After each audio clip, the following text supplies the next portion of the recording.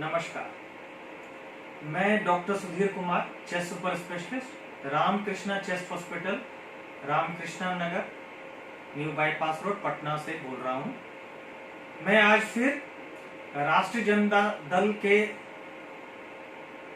अनुरोध पर आपको कोरोना से संबंधित कुछ नई जानकारियां देने के लिए यहाँ पे उपस्थित हूं।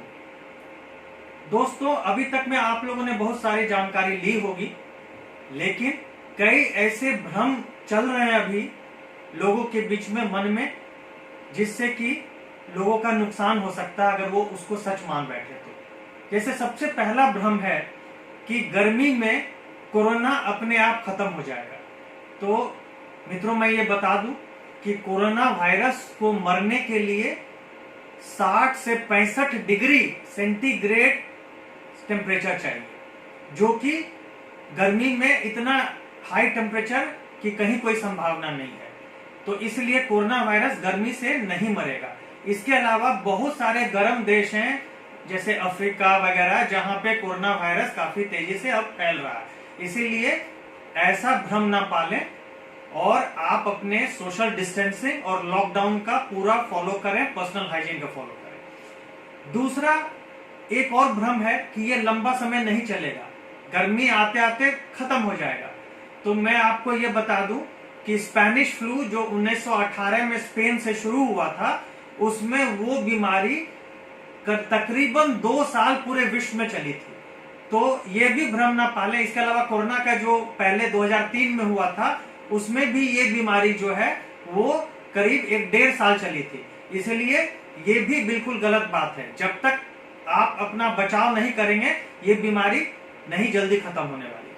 तीसरी है कि कई लोग ये मानते हैं, और ऐसी कुछ स्टडी भी आ रही है, कि भारतीयों की इम्यूनिटी कुछ ज्यादा स्ट्रांग है और इसलिए उन्हें मौत नहीं होगी, उन्हें कुछ नहीं होगा। तो मैं आपको बता दूं कि कई भारतीय डॉक्टर की भी डेथ हो चुकी है, और इसके अलावा कुछ यंग पेशेंट्स की भी डेथ हुई है। अब तक 8000 के केसेस में 250 से 300 लोगों की जान जा चुकी है। इसलिए यह भी सच नहीं है, इस भरोसे कृपया ना रहें। कुछ लोग ये मान के बैठे हैं कि बहुत जल्दी इसका टीका बाजार में आ जाएगा। तो जैसा कि मैंने पहले भी बताया था कि टीका आने में कम से कम 1 साल का वक्त लगता है। इसीलिए आप कृपया सोशल डिस्टेंसिंग, पर्सनल हाइजीन, हाथ धोने की विधि और लॉकडाउन का पूरी तरह से ये करें। और एक और जो आजकल चल रहा है कि एड्स और मलेरिया की दवा से इसका इलाज पूरी तरह संभव है और इसीलिए किसी को जान का खतरा नहीं है। तो मैं ये आपको बता दूं कि ऐसा अभी तक कोई प्रमाण संपुष्ट नहीं है। In fact centre for disease control and prevention America की कंपनी है, अमेरिका की संस्था है, जिसने कि इसको कल ही अपने साइट से हटा दिया है इलाज के रूप में। यानी कि एक तरफ ट्रंप इस दवाई को भारत से ले रहे हैं, लेकिन वो खुद ऐसा मानने लगे हैं कि इसका कोई बहुत प्रचुर प्रमाण नहीं है, और इस तरह से लोगों के मन में गलतफहमी डालना फायदे की जगह नुकसान होगा। इसलिए इस दवाई के भरोसे ना रहें।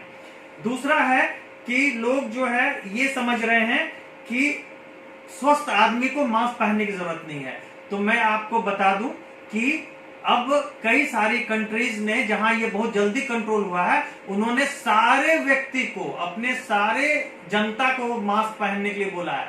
उन्होंने कहा कि जब भी आप घर से बाहर निकलें, मास्क पहन के ही निकलें।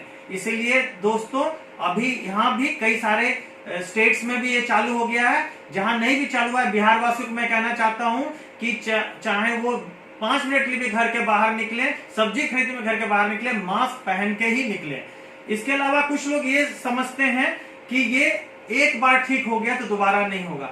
तो मैं आपको बता दूं कि जो स्पेनिश फ्लू 1918 में हुआ था, उसने 5 करोड़ लोगों की जान ली थी, जिसमें 1 करोड़ भारतीय मरे थे, और ये 2 साल चला था। और उस समय जब ये दिसंबर 1918 में शुरू हुआ था, तो ये बहुत कम हो गया था मई 1919 तक, पर दोबारा अगस्त 1919 में ये दोबारा बहुत तेजी से फिर फैला था, और उसके बाद इसने बहुत ज्यादा जान ली थी। इसलिए ऐसा ना माने कि एक बार अगर ये कम हो जाता है, कंट्रोल हो जाता है, तो हम जो है अब पूरी तरह से निश्चिंत हो जाएं। इसलिए मेरे दोस्तों, मैं आपसे गुजारिश करूंगा कि आप लॉकडाउन का पूरा पालन करें, फिजिकल डिस्टेंसिंग का पालन करें, 2 मीटर दूरी रखें, अपने हाथ को बार बार धोएं, सैनिटाइजर का इस्तेमाल करें, मास्क पहने, और छींके और खांसे तो बाह में खांसे। इन सब चीजों का पूरी तरह से पालन करें और भी एहतियात का पालन करें ताकि आप इस बीमारी को पे विजय प्राप्त कर सकें। धन्यवाद।